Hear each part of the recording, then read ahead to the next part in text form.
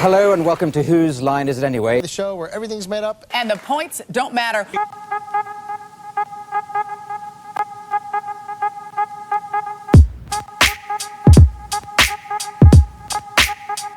Whose Line Is It Anyway is a unique show for British and world comedy. But how did a completely unscripted show with a very low budget manage to win over generations of fans and stay on the air for decades? Today, we are going to learn the story of one of comedy's most chaotic and brilliant shows.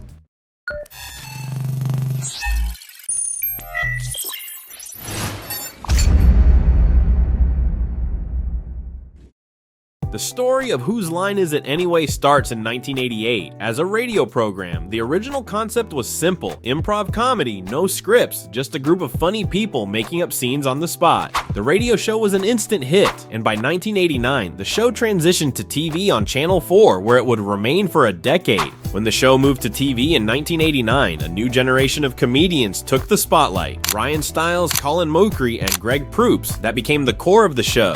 The format stayed true to its roots: improv, no scripts, and no limits. Each episode felt like a wild roller coaster ride of spontaneous chaos. It was pure unpredictability. You could never guess where it was going next, and that's what made it so damn fun.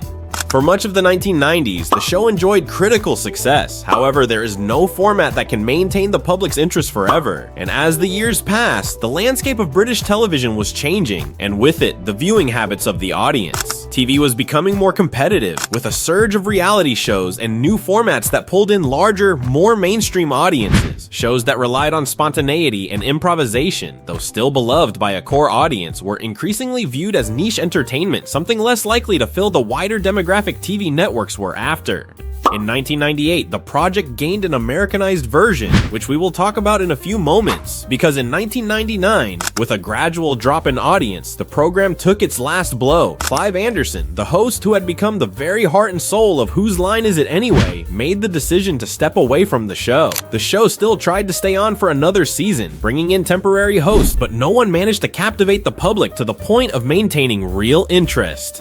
Now let's talk about the American version that was under the bright lights of ABC, with comedian Drew Carey stepping in as the host. He brought a completely different vibe to the show. While Clive Anderson's dry humor had been the cornerstone of the British show, Drew's more approachable and goofy style helped shape the American version into something uniquely suited for US audiences. Ryan Stiles and Colin Mochrie returned to the American version and had probably their best and most memorable years on the show, along with the addition of Wayne Brady. These three became the most popular on the show. Together, they embodied what made Whose Line so special: the ability to take wild, off-the-cuff suggestions and turn them into something hilarious and memorable. The trio's antics were a major driving force behind the show's success, and their chemistry was the heart of the show.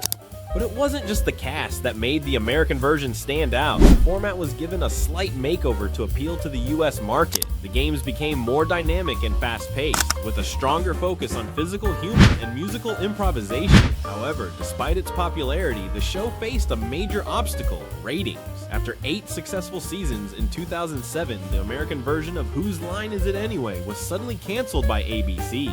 Following the cancellation, Drew Carey went on to create the short-lived Drew Carey's green screen show, which premiered in 2004 on the Wood. The series was very similar to the original show and featured many of the same cast. The major gimmick on that series was that the acting was done in front of a green screen, and animators later added cartoon imagery to the scenes. But the show didn't succeed because it failed to capture the essence of what made Whose Line Is It Anyway so successful: simple, organic improv comedy. The green screen edition, while novel, ultimately overcomplicated the format, leaving the show feeling more like a gimmick than a fully realized concept.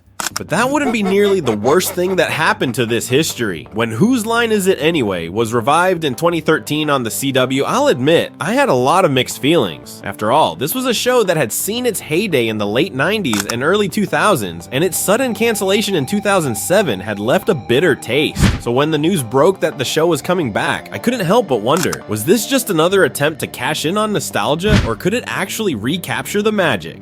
First, let's talk about the host. Aisha was a comedian known for her sharp wit and quick comebacks, which was a different flavor. While I do think she has a lot of charm, there was something about her approach that just didn't fully click with the cast, especially compared to Drew's more laid-back style. She wasn't bad, she just wasn't Drew, and the show suffered from that shift in dynamic. Drew's warmth made him seem like one of the gang, but Aisha felt more like an outsider. Now, don't get me wrong, the core of the show, the improv games, was still intact. The format remained largely unchanged, the same random suggestions, the same off-the-wall games, and the same beloved core players like Ryan Stiles, Colin Mochrie, and Wayne Brady. Honestly, they were the ones who kept the show alive. Without them, the reboot might have floundered from the start. Their chemistry had always been the backbone of the show, and thankfully, it still was. The trio's effortless banter and spot-on timing were exactly what fans remembered and loved. I think the worst of the problems was that this version of the program had a more polished look and felt more like a corporate product than the scrappy, off-the-cuff true improv that had defined the original. It was clear that some of the raw spontaneity was being filtered through the network's need to make the show more appealing to a broader, younger audience. The games had less bite, and the humor, though still funny, had a more rehearsed, TV-friendly edge to it. The show did have a loyal fan base, but it was clear that Whose Line's cultural impact wasn't what it once was. The revival felt like it was trying to recapture lightning in a bottle, but lightning had already struck. The audience was simply not the same anymore, and to be honest, neither was the show.